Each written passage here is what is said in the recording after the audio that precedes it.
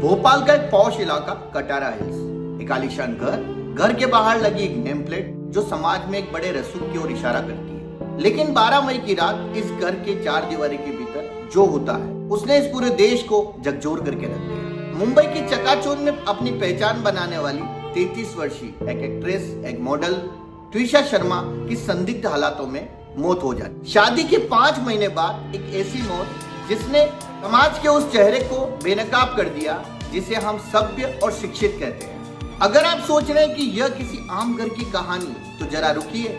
ट्विशा शर्मा की शादी भोपाल में रहने वाले समर सिंह, जो पेशे से वकील है, और सास गिरीबाला एक रिटायर्ड जज है। यानी वो घर जहां से दुनिया न्याय की उम्मीद करती है। लेकिन ट्विशा के परिवार का आरोप है कि इस हाई प्रोफाइल घर में कदम रखती ट्विशा की जिंदगी नर्क बन गई।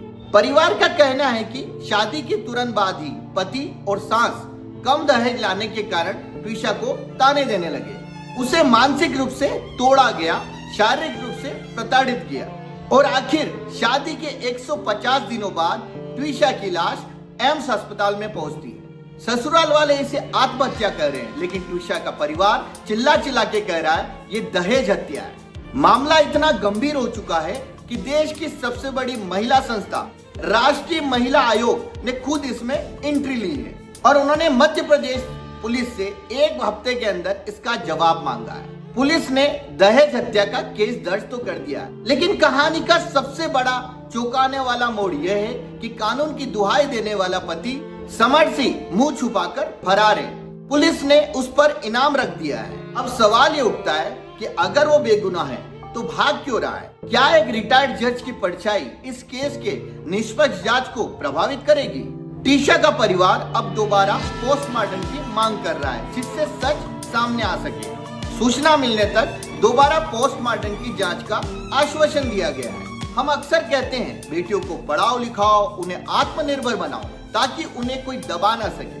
ट्विशा आत्मनिर्भर थी, ट्विशा अपने पैरों पर खड़ी थी। लेकिन जब तक हम बेटों को और इस समाज की लालची मानसिकता को नहीं बदलेंगे, तब तक न जाने कितनी ट्विशा इस दहेज के दानव की बलि चढ़ती रहेगी। आज पूरा देश पूछ रहा है, क्या ट्विशा को इंसाफ मिलेगा या रसूख के आगे कानून घुटने टेक देगा? आपको क्या लगता है? अपनी प्रतिक्रिया जरूर दीजिएगा। और हमारी बात अगर आपको सही लगी हो तो चैनल को सब्सक्राइब भी कीजिएगा।